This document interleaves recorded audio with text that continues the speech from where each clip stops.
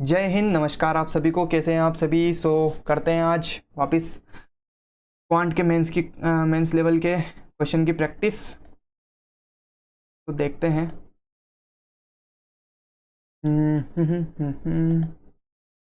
ये वाला हमने कर लिया था, ये वाला भी कर लिया था, है ना? तीनों करेक्ट थे इसमें। ठीक है, ये वाला क्वेश्चन काफ़ी अच्छा था।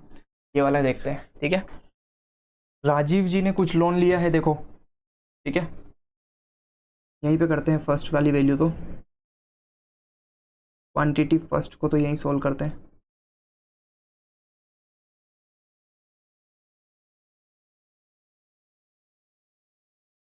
क्वांटिटी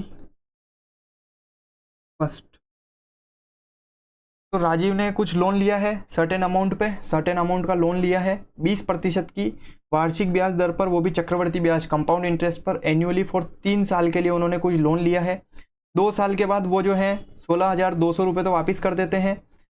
एंड उसके बाद वापस जो 1 साल बचता है उसमें वो 17,884.8 रुपये दे के अपना थर्ड ईयर में जितना भी होता है सारा कुछ क्लियर कर देते हैं। तो अपने को अमाउंट चाहिए, कितना अमाउंट उन्होंने लोन पे लिया होगा। तो देखो, ये कोई अमाउंट उन्होंने लिया, कोई अमाउंट लिया प्रिंसिपल। ठीक है, 1 साल के बाद कुछ नहीं दिया, दूसरे साल में उन्होंने दिया कितना? 16,200। ठीक है, और तीसरे साल में एंड ऑफ द ईयर उन्होंने लास्ट में अपना 17,884.8 रुपये देके उन्होंने अपना सारा हिसाब चुकता कर दिया। अब देखो, इसको हमें ना जो किस्तें होती है ना इंस्टॉलमेंट, उस वाले मेथड से करते हैं, वही मेथड इसमें लगेगा। ठीक है, अब ये जो है 16,200, अब मैं कहता हूँ राजीव जी को, राजीव जी आप मेरी बात मानो। तो ऐसे मत करो, आप एक काम करो, ये जो दूसरे ईयर के बाद में आप जो पैसा दे रहे हो ये भी आप लास्ट में ही दे देना। देखो 1 साल लेट देगा ये, देखो 2 साल में तो इसने 16,200 दिए, लेकिन मैंने इनको कहा, एक सजेशन दिया कि आप लास्ट में ही दे दो यार, क्यों फालतू की कैलकुलेशन की झंझट बढ़ाते हो। अगर ये होगा 16,200 फिर अलग से कैलकुलेशन करनी पड़ेगी इसकी, तो मैंने राजीव जी को कहा कि आप लास्ट में दे दो। ठीक है, तो राजीव जी ने ले जाके 16,200 रुपये लास्ट में दिए, यहाँ पे नहीं दिए, यहाँ पे इन्होंने कैंसिल कर दिया, भाई मैं यहाँ पे नहीं दूंगा, लास्ट में दूंगा। ठीक है, तो 1 साल का इन्होंने एक्स्ट्रा यूज़ किया, यहाँ पे देखो ये 1 ईयर का इन्होंने एक्स्ट्रा यूज़ किया इस पैसे का। किस पैसे का? 16,200 का। तो इस पर इनका ब्याज भी तो लगेगा वापस, इस पर इनका ब्याज भी लगेगा। देखो इनका तो ब्याज लग रहा है, लेकिन कैलकुलेशन अपने लिए सिंपल हो रही है, तो इसीलिए हमने इनको बोला कि भाई आप जो है 16,200 रुपये लास्ट में देना। ठीक है, लास्ट में देने के बाद अगर मैं इस पर 20% का ब्याज लेता हूँ, कंपाउंड इंटरेस्ट 1 साल में तो 20% ही लगेगा ना, तो 16,200 पे 20% का ब्याज यानी 16,200, तो ये बनेगा 3240, 3240 का ब्याज बनेगा। ठीक है, 3240 का ब्याज बनेगा। तो ये ओवरऑल अमाउंट जो है लास्ट में देंगे कितना? 8 4 8 9 10 11 12 का 2 हासिल 1, 8 9 10 11 12 और एक 13 का 3 हासिल 1। ठीक है, 6 4 10 और 17 का 7 हासिल 1 1 2 और 3। ये जो अमाउंट है, पॉइंट यहाँ पे लग जाएगा 37 और 32 4.8। ये अमाउंट जो है वो लास्ट में देंगे अमाउंट। ठीक है, अपने को ये इससे पता चला 16,200 रुपये उन्होंने दूसरे ईयर में खत्म, मतलब नहीं दे के मैंने उनको कहा कि आप लास्ट में दे दो, तो उन्होंने डायरेक्ट लास्ट में दिया, जिसके ऊपर उनको 1 साल का इंटरेस्ट एक्स्ट्रा चार्ज करना पड़ा।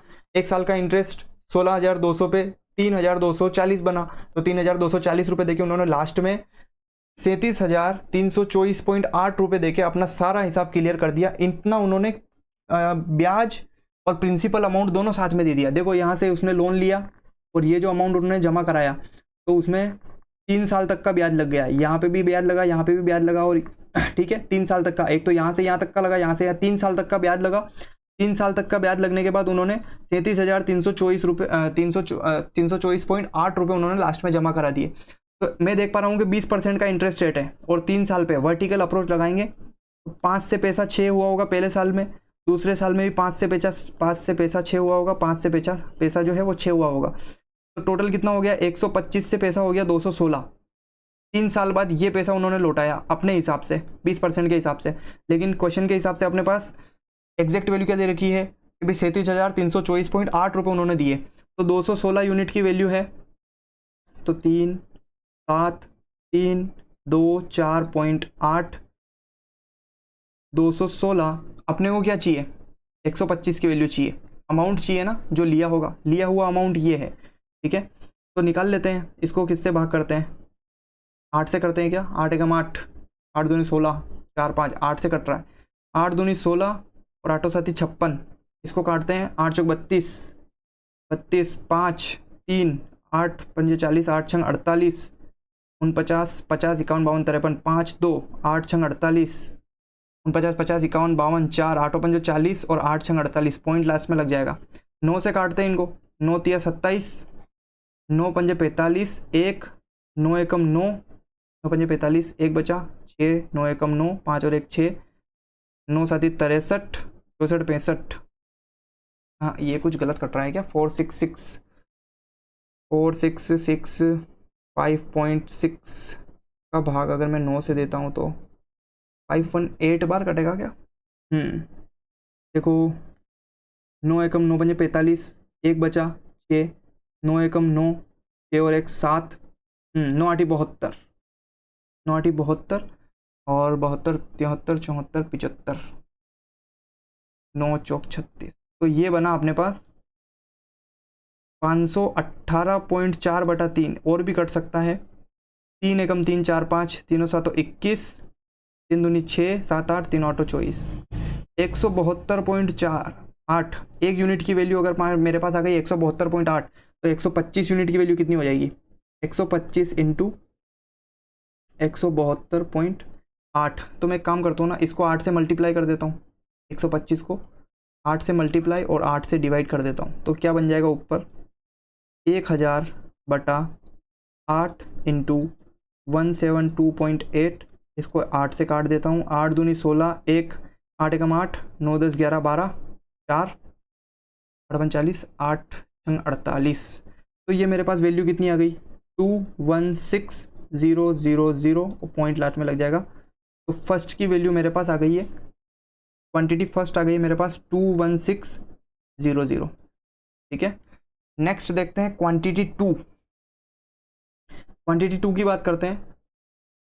अ certain sum invested at a certain rate पर interest annum give a simple interest, okay quantity 2 की बात कर रहे हैं ना, ठीक है। तो कोई पैसा है जिस पे 2 साल में तो इंटरेस्ट कितना आया, सिंपल इंटरेस्ट पे 8500 का, और at the end of 2 years और कंपाउंड इंटरेस्ट कितना आया, ये इतना आया, okay.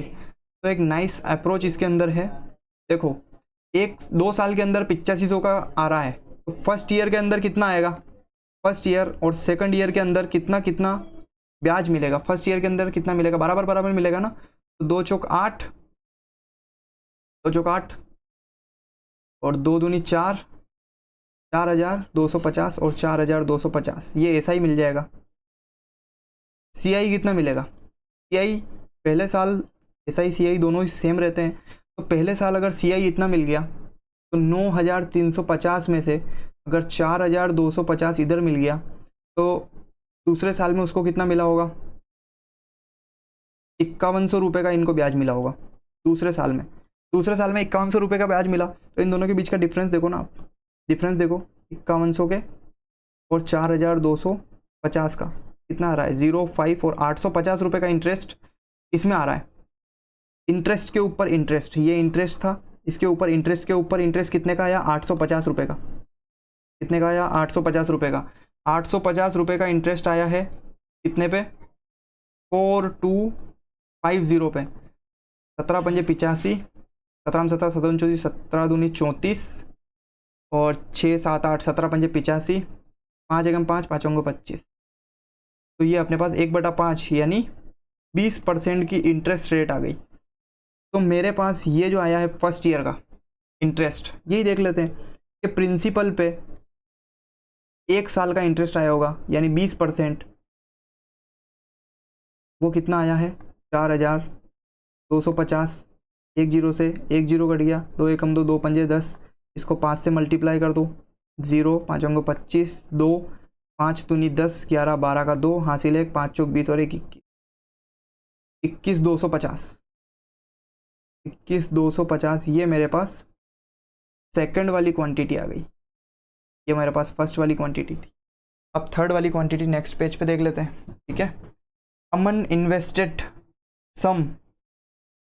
Invested a certain sum A for 2 years at a certain rate of interest, ठीक है। He invested 6800 more in B in 5 years and twice the, okay.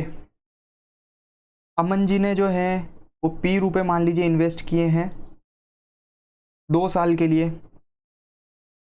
और R% की रेट पर, ठीक है। और स्कीम ए की बात यहाँ पे हो रही है और स्कीम बी की बात यहाँ पे हो रही है। चूँकि मैंने लास्ट में देख लिया है कि इनका कुछ ना कुछ 7 times और ऐसा आ रहा है, तो इनका रेशियो ले सकते हैं अपन। और इसने लिया है P प्लस 6800 का इन्वेस्टमेंट इसने किया है, ठीक है। और 5 साल के लिए किया है, और वो भी दुगुनी इंटरेस्ट रेट से 2R% से, ठीक है, simple interest. Then scheme A, his interest received from scheme B 7 times, तो ये बन रहा है 7:1 का रेशियो। तो यहाँ पे देखो R से R कट गया, 2 से 2 कट गया, तो बचा क्या, 7P is equal to 5P plus 8 पंजे 40, 4 6 पंजे 30, 31 32 33 34 और 0 0, ये बचा है। तो 2P की वैल्यू मेरे पास कितनी आ गई, 34,000। तो P की वैल्यू मेरे पास कितनी आ गई, 17,000, ठीक है। सो क्वांटिटी थर्ड की वैल्यू मेरे पास कितनी आ गई, क्वांटिटी थर्ड की वैल्यू मेरे पास आ गई 17,000, ठीक है। तो देख पा रहे हैं रिलेशन के first second and third, okay. First वाली देखो सबसे बड़ी है 21,600, 21,200 और 17,000, तो option A will be the answer, option A will be the answer. First quantity सबसे बड़ी है, सेकंड इससे बड़ी है और थर्ड इससे बड़ी है, ठीक है। ये वाला हमने पहले कर लिया था क्या, ये वाला कर चुके हैं, ये वाला, ये भी हो गया। वेतन, ओके। डाटा सफिशिएंसी का एक क्वेश्चन देखते हैं, ये वाला। A rectangular field must be levelled at, levelled यानी सरफेस एरिया की बात हो रही है, 27 पर मीटर स्क्वायर, ठीक है, 27 पर मीटर स्क्वायर के हिसाब से। और find the length of the rectangular field, okay. Length find करनी है, दोनों स्टेटमेंट दे रखे हैं first and second. The area of a square of 5 centimetre is x, okay, x centimetre square, ठीक है। The area of a square, देखो square का area कितना होता है, एरिया ऑफ स्क्वायर वो होता है साइड का स्क्वायर। तो साइड अपने पास कितनी है, 5, तो एरिया कितना हो जाएगा 25। तो x की वैल्यू मेरे पास कितनी आ गई, 25, ठीक है। The parameter of rectangular, rectangular parameter, parameter of rectangular, इसका फॉर्मूला होता है 2 इंटू लंबाई प्लस चौड़ाई, यानी 2 into length plus breadth is equal to इसका जो भी है अपना पैरामीटर आ जाएगा, ठीक है। तो वो अपने को कितना दे रखा है, 4.88, 4.88 इंटू 25 x दे रखा है ना। तो मैं काम करता हूँ, इसको 4 से गुणा कर लेता हूँ, इसको 100 बना देता हूँ और नीचे भी 4 लिख देता हूँ। तो 4 एकम 4, 4 दूनी 8, 4 दूनी 8 और 0 0 2 संख्या के बाद पॉइंट, तो 122। तो इसकी वैल्यू कितनी आ गई, 122। तो L प्लस बी की वैल्यू कितनी आ गई मेरे पास, लेंथ और ब्रेड्थ की वैल्यू कितनी आ गई, 2 6 12 और 2 एकम 2। ये आ गई फर्स्ट स्टेटमेंट से मेरे पास L एंड B की वैल्यू आ गई। L और B की वैल्यू मेरे पास 61 आ गई, लेकिन इससे मैं लेंथ तो नहीं निकाल सकता, देखो 2 वेरिएबल है, B कैसे निकालूंगा, नहीं, ओनली फर्स्ट से तो नहीं पॉसिबल है। सेकंड वाला स्टेटमेंट देखते हैं। The area of a rectangular field is equal to the total surface area of a cube, okay. Surface area, surface area of cube क्या होता है, सरफेस एरिया ऑफ क्यूब क्या होता है 6a²। ए यानी side, where the edge length of 5, okay ये दे रखा है अपने को, तो 6 × a² कर दूंगा, यानी 5√6 का स्क्वायर, तो 6 × 25 × 6 तड़ंग 36, 36 × 25, 25 छंग 150, 15, 25 दिया 75, 80, 90, 900, तो इसका कितना आ गया 900। और the area, okay area of rectangular, यानी ये मेरे पास आ गई L × B की वैल्यू।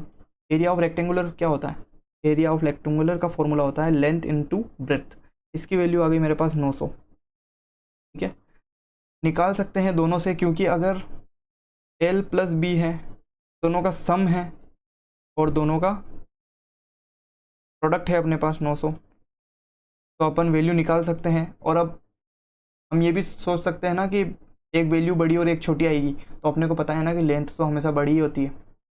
ये रेक्टेंगुलर है, इसके अंदर ये वाली ब्रेड्थ है और ये वाली लेंथ है, तो जो बड़ी वैल्यू होगी वो लेंथ होगी। तो both are together are sufficient to answer the question. ठीक है, दोनों की ज़रूरत पड़ेगी आंसर को निकालने के लिए, इसकी लेंथ को निकालने के लिए। ठीक है, तो thank you everyone, I hope कि आपको वीडियो पसंद आया होगा। ठीक है, तो और भी प्रैक्टिस करेंगे आने वाले वीडियोज़ में। Thank you everyone.